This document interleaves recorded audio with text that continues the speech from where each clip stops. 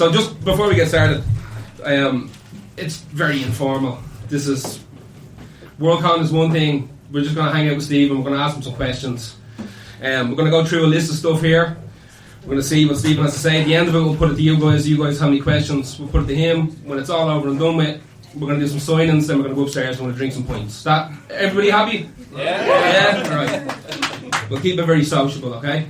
So first things first, where did this come from? And what's wrong with you? That will take more than one night. Let's see. Where did this come from? It came from gaming.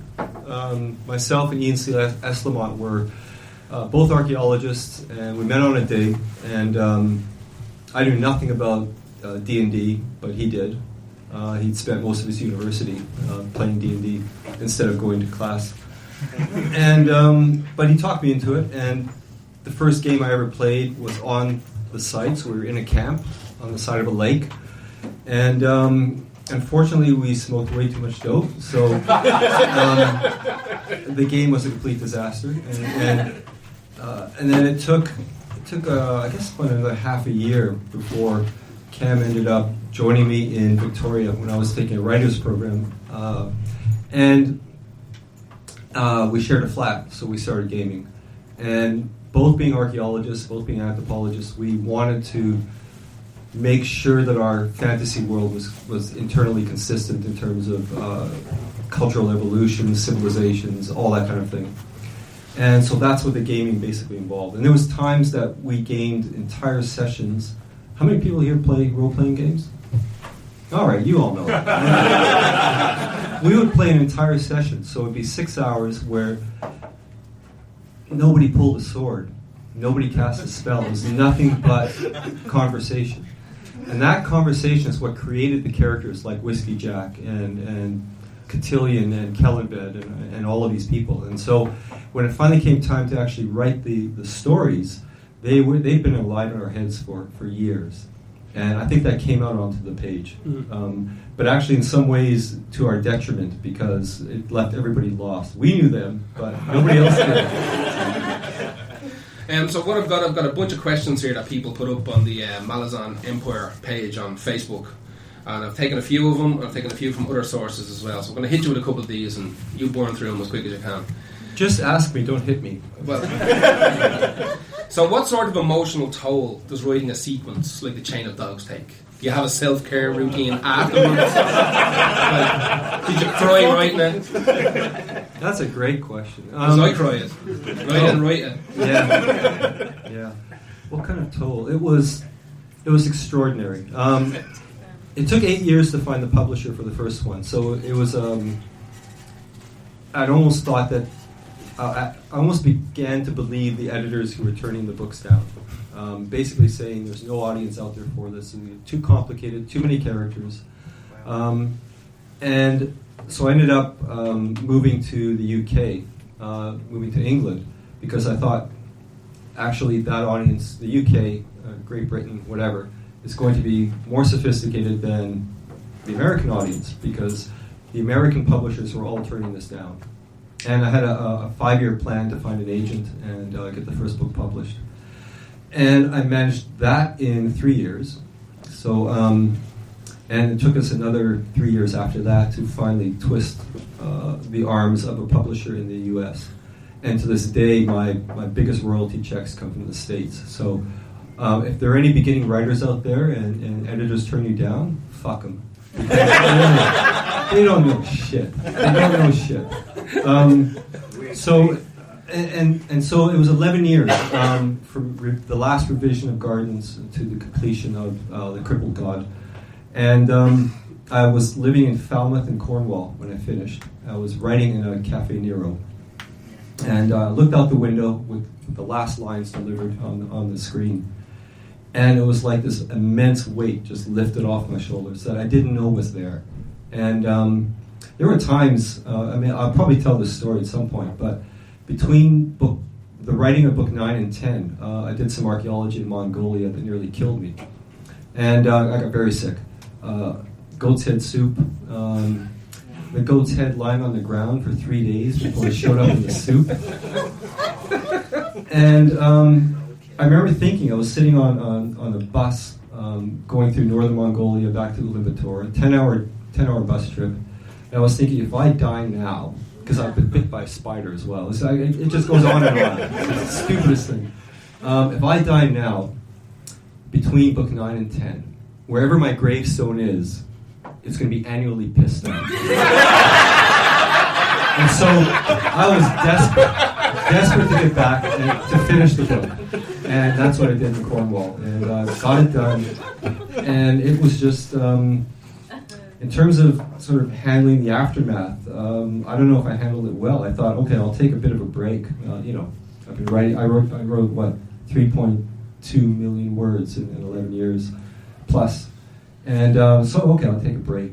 I took the break for 3 days, and then I started on the next one. So, anyways, have you ever reread any of your books, and are there Fuck any no. characters? They're too long. Yeah. Are there any characters that you wish you chose a different fate for? No. No. They were all nailed. Yeah. I knew where they were Literally going or not going. Yeah. Okay, interesting. So tell me this: since word of mouth is such a large Oh, factor. wait a minute. No, I take that back. Actually. Oh yeah. Who? The character of Trell Sengar. Yes. Yeah. That made me cry. I didn't know where that was going until about 20 pages before I got there. So yes. Anyways, go So on. since word of mouth is such a large factor in people finding this series, do you think the internet has helped massively? Yeah. But it's changed the relationship between the writer and the audience. And I think a lot of writers, at least of my generation, were initially quite resistant. They like that aloofness. They like to stay away from and not be necessarily in contact with the fans of their books. And I realized early on that's ridiculous. You want to be in contact. You want to actually find out what they're thinking. And so I sort of embraced that very quickly. Is there still a Malazan encyclopedia planned? Of course it's planned. Yeah. Yeah. It's planned like Brexit is planned. There's been no movement. It's going to be this size. Yeah, well, Cam's a lot better at archiving his material than I am. Yeah. And I actually got somebody to come in and archive that stuff. And that's sort of the beginning of putting it all together for an encyclopedia. Okay. So you said before that compassion is the main theme Yes. of the Malazan series. Will the theme differ in the coming trilogy, or are you going to stay in that vein? Which coming through trilogy? Oh, I've got two. You've right? got two. You've got Yeah. one you didn't finish. Yeah. All right, I know. It's coming. Don't worry. So if you're going to approach someone like Karsa, Like who? like Karsa Arlong, are you going to come at him from a Karsa. compassionate point of view, or Yeah. are you going to go full Conan? No, I won't go full Conan. No? No, and I've already warned people that the Karsa trilogy, the first book, doesn't even have Karsa in it. Really? Yeah. Interesting. Oh, don't go off. The thing with Karsa is there's a legacy. There's a huge legacy. He's left wreckage in his wake, and that needs to be explored before I can actually get to Karsa again. Okay. Do you see an end to this world? Do you think it could spiderweb infinitely if you wanted it to, or do you think it should have an absolute definite end? Say no. Well, that's a good question.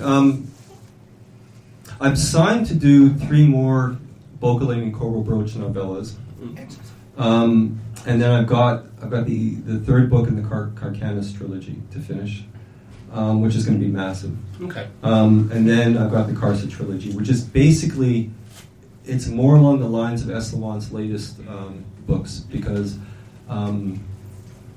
it will be one giant novel I split into 3. Okay. And then after that, I'm certainly not signed for anything, and I don't know, because the last novel I've written was a science fiction novel, and I do want to follow up on that as well. But I'm getting old, guys. You're not allowed to get old. Well, So you said one of your biggest inspirations for writing this series was Stephen Donaldson's Chronicles of Yes. Thomas Covenant, the Unbeliever. It's the biggest name ever. It's shocking. Have you ever met Stephen? Sorry? Have you ever met Steve? We've become very good friends. Excellent. Yeah. Tell Much me to my this. amazement, yes. This is one thing since I start reading these books, and this is a very much a sidetracky thing. Would you like to write something in that universe? In Donaldson's universe? Yeah. No. No, you just leave him be. Yeah. There's one thing, there's just connections, not necessarily in theme, but in feel between the two series. And I always felt that there's certain series of books that I'd love to see like an outsider's perspective of. I'd love to see somebody not live in his brain write that world, if you get me. And I think you are one of the people I would love to see attempt to write something in that Well, context. in terms of influence, my major influences within fantasy was basically Glenn Cook and Stephen Donaldson.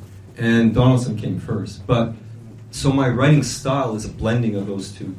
And Steve's, I've gone back and reread the first 6 books. Yeah. And I've read the completion of Thomas Covenant series. And those first 3 books, they are the most Latinate style you could imagine in terms of writing.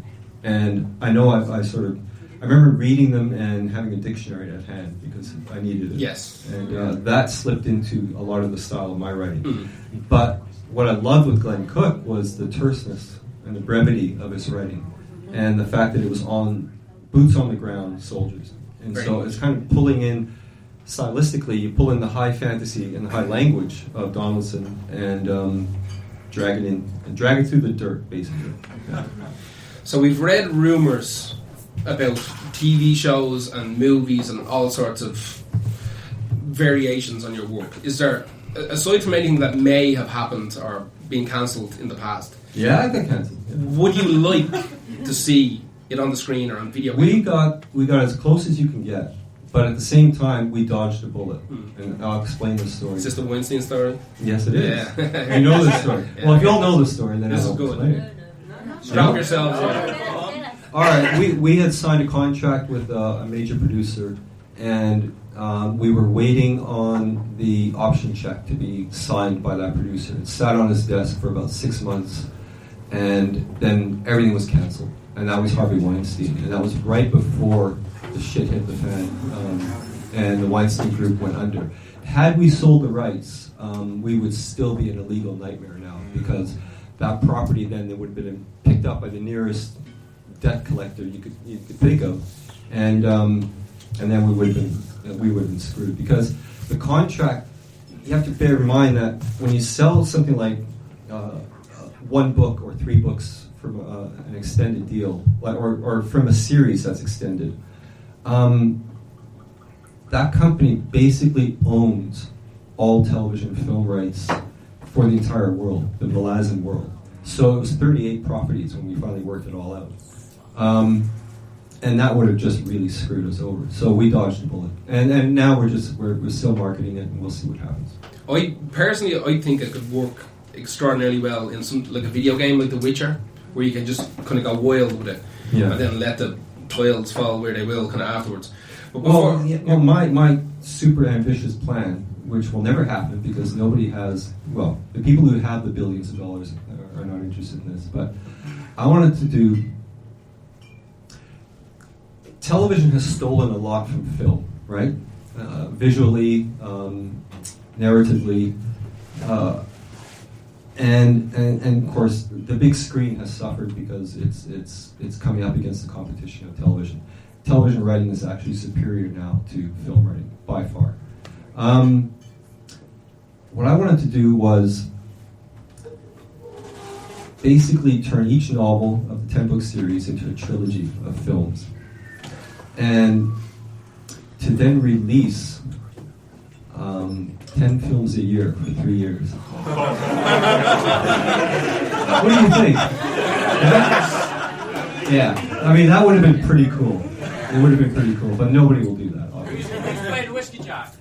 Sorry? Who's playing Whiskey Jack? I haven't a clue. Jason Statham. No, I don't know. Sorry, I missed the name out there? Jason Statham. Jason who? Jason Oh, Statham. Yeah. No. So what we're going to do, just before we move on to you guys' questions, I want Stephen to pronounce some words.